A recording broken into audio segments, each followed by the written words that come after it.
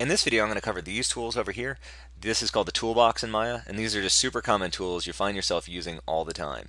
So it's worth spending a little extra time getting to know some of the ins and outs of these tools so you can work a little bit more efficiently. I'm not going to cover every option on these tools, but this is going to be more than a cursory glance for sure. So we'll start up here with the selection tool, and these actually align with the QWERTY keys. So Q, W, E, R, T, and then Y if there was anything here. Start with Q, which is the selection tool. By default, what this does is it replaces the selection with whatever you click on. If you click and drag, you can create a marquee, and anything that is touched by that marquee, it doesn't have to be within the marquee, just touched by it, will be selected. So to this, you can add the control key, and that will deselect, and that will also work in the marquee mode, so I could deselect those two objects at once. Everything I go over in terms of modifiers are going to be applicable to the marquee as well. That's the last time I'll show that. So you can hold Control and Shift and click objects, and that will add them to the selection. This last one sometimes gets confused with add, but it's actually toggle. If you just hold Shift down, it'll deselect and then reselect depending on what state the object's in. So this is really useful for inverting selections. So hold down Shift and drag a marquee, and that'll just invert that selection. You also have different modes of selection. This is a hierarchical mode, and then an object mode, and a component mode. And those modifiers that I just talked about work the same across any one of these. So when you're selecting components, it's really useful to know some hotkeys that are associated with those component types. And those are just F9 through F12. F8 also has one, but I'll hit that in the end. So F9 is basically put you into vert selection mode. So F9, F10 puts you into edge selection. So now I could drag out, whoops, I got soft selection turned on and reflection turned on. So F11 will put you into faces, and F12 will put you into UVs. And F8 will actually toggle back and forth between the object mode and whatever the last component mode was. So that'll put me back into a UV mode. But if verts were my last selected, if I press F9, then I press F8, it'll go to object and then back to verts. So there are some additional things that you can do with these tools, and I'll go ahead and double click on the arrow and you pull up some options over here for the selection tool. One is if I drag a marquee, it will by default select all the way through and select all of those vertices. If you turn on this guy, camera based selection for the marquee, and then if I click and drag, you'll see now that it only selects the vertices that were visible from that point of view. So this is useful if you don't want to select through an object. Typically I'll leave that off because I do expect my marquee to select all the way through my object. And if I want to just work on the front side of something, I might use the paint tool, for example, and that'll allow you just to paint in, and it won't select through to the back side.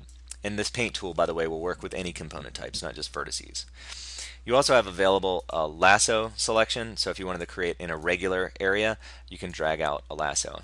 So another couple of things that are available in here would be soft selection, and basically soft selection just changes it from a single vert to an area of influence, and you can adjust that area of influence by pressing B and holding it and then clicking and dragging, and you get this little manipulator that allows you to change how that falls off.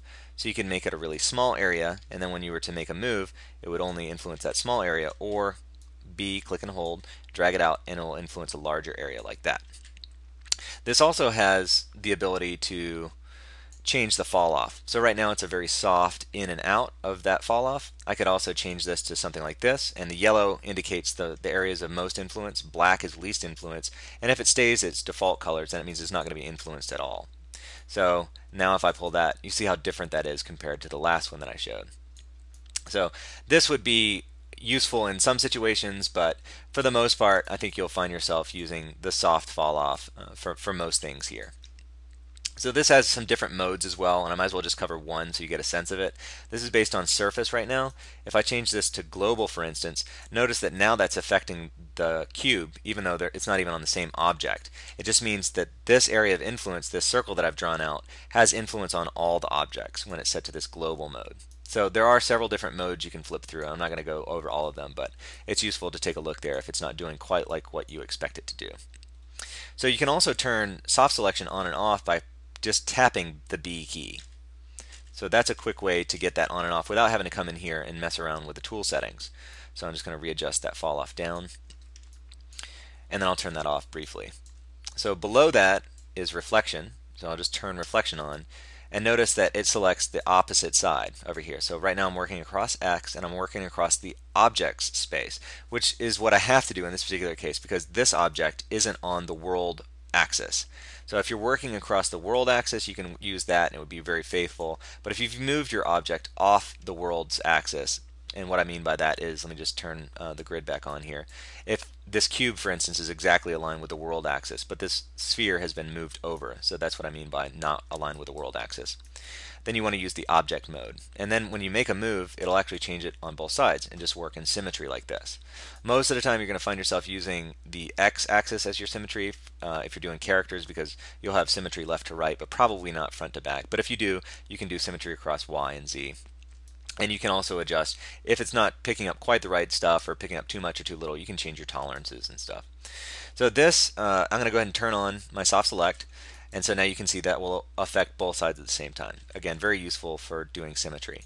You can get both of these guys through a Control Shift right click menu.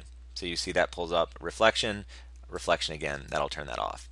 The cool thing is with these marking menus, the default one, which in this case is reflection, you can get to it by Control Shift right clicking and dragging up quickly.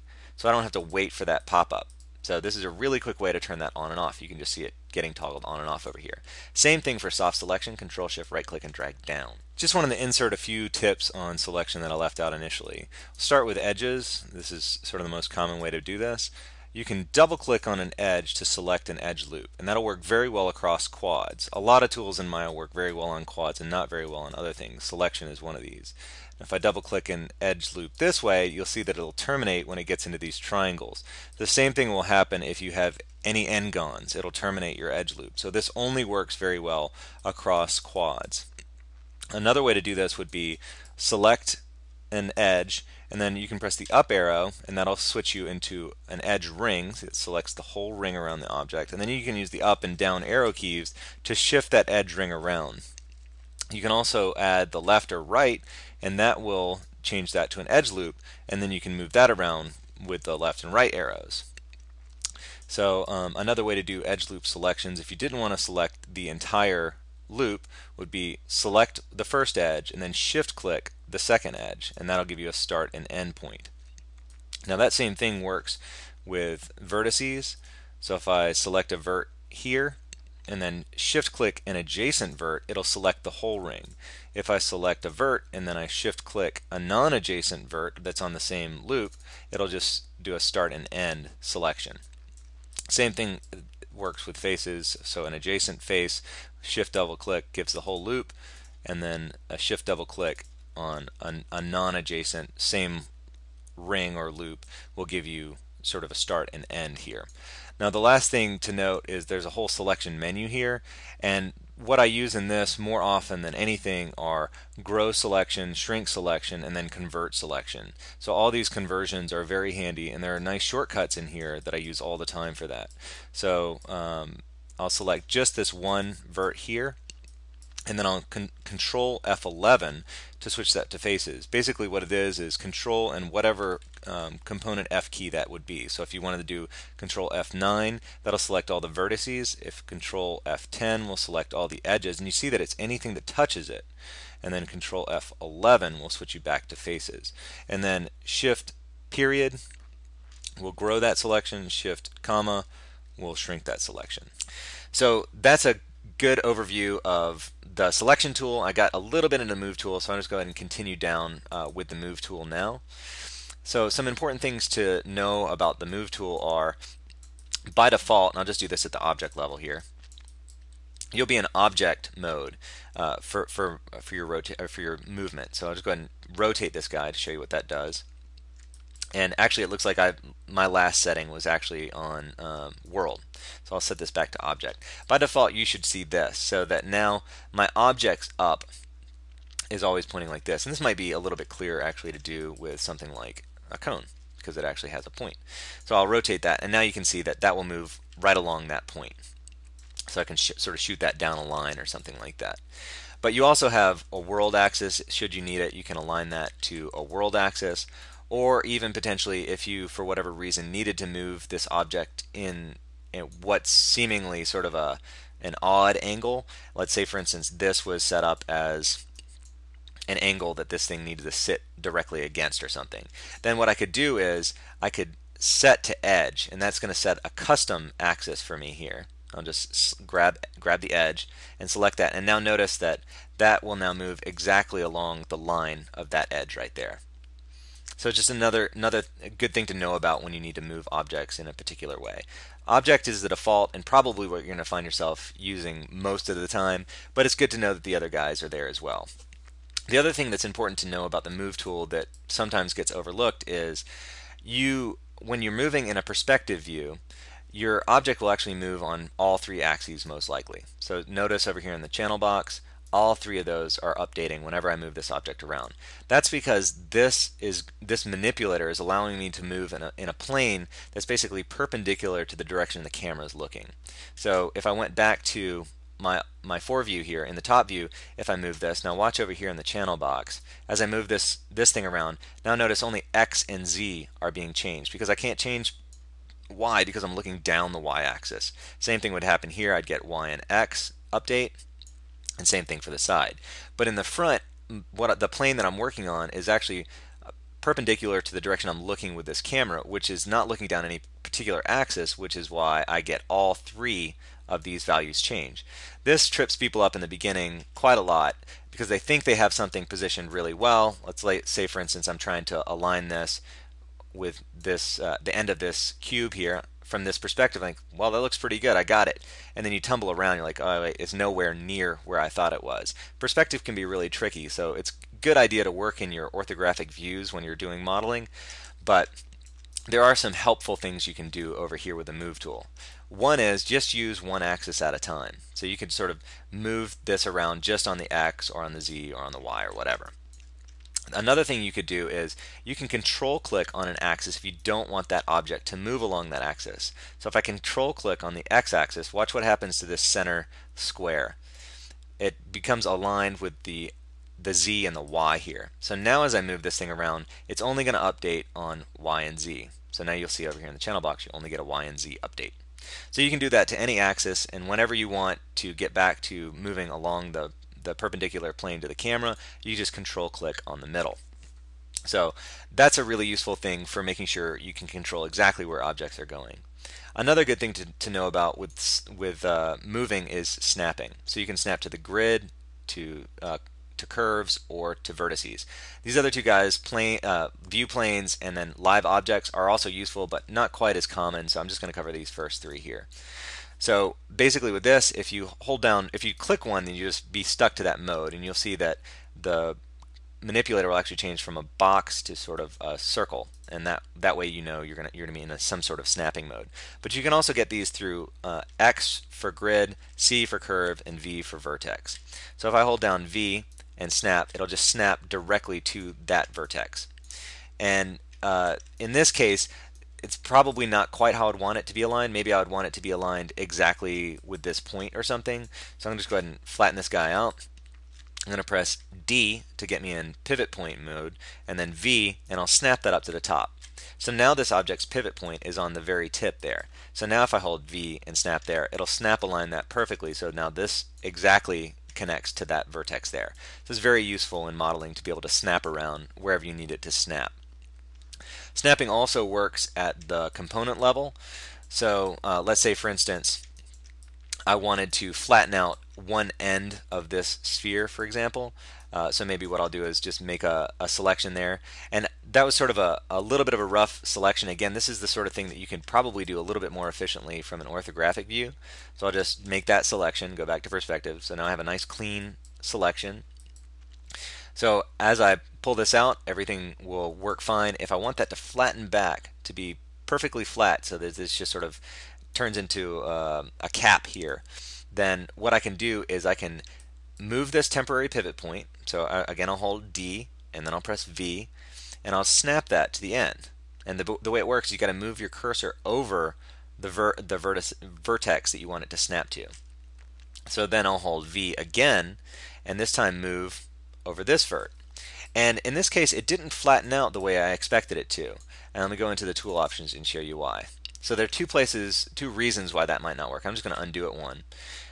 This guy here, retain component spacing, which just means don't vary how these things are spaced based on snapping. And that's what it's doing right now. Even though this is off, that's what it's doing. And that's because if you're in object mode, it always retains component spacing. And if you use world mode, it will respect whatever you have as a setting down here. So with world modes selected, again, I'm going to press V, click and drag, and when I get over that vertex, it'll just snap into a flat straight line. So now that's what I intended that to look like. So again, you can do that on curves, on vertices, on the grid. There's all sorts of different things you can snap to, and it makes aligning objects quite easy.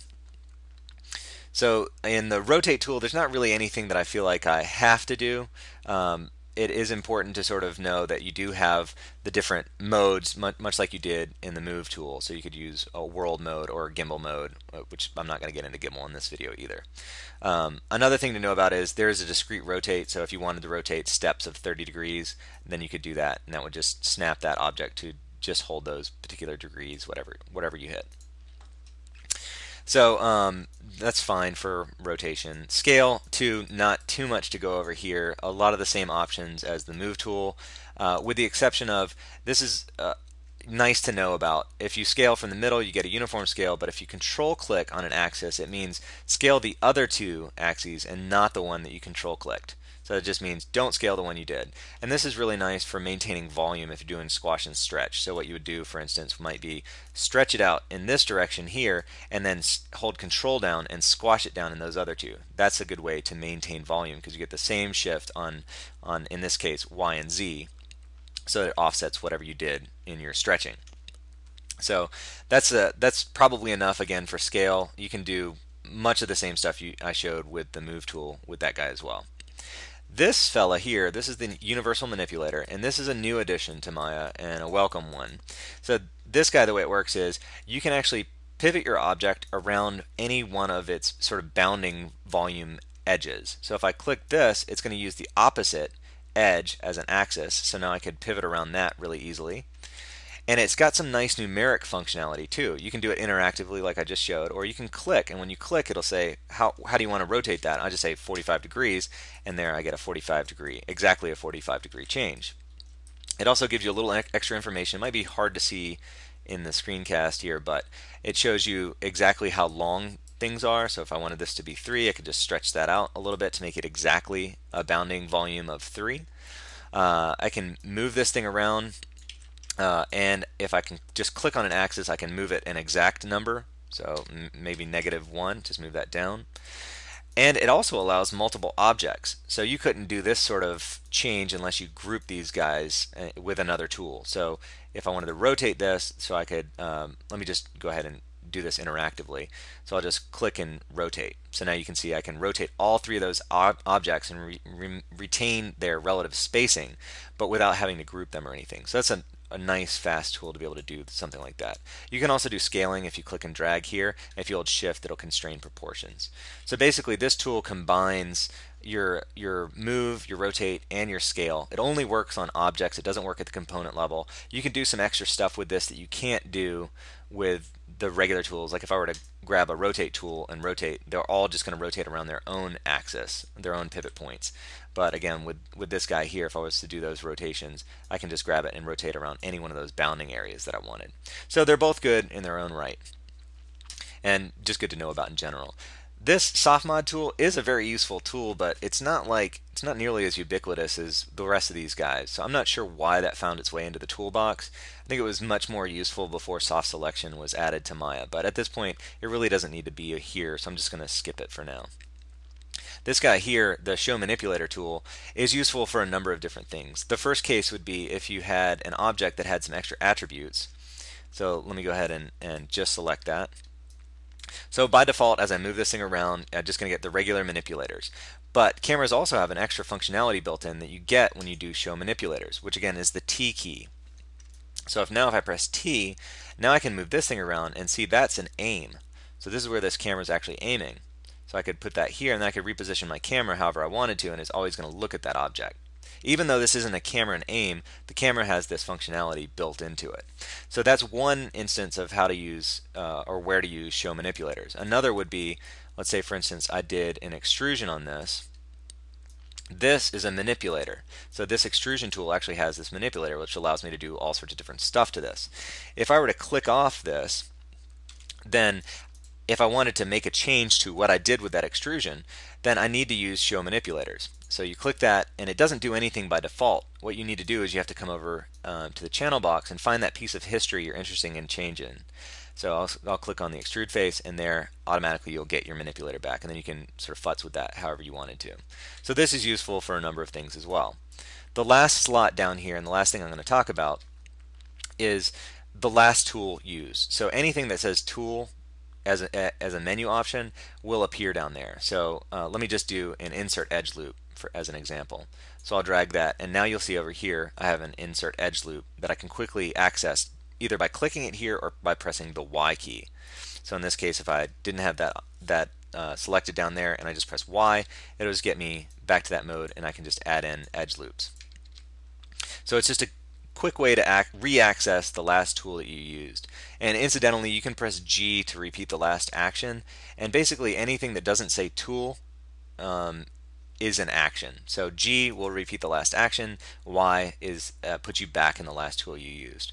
So that's a good basic coverage of these guys, and hopefully you'll find that useful.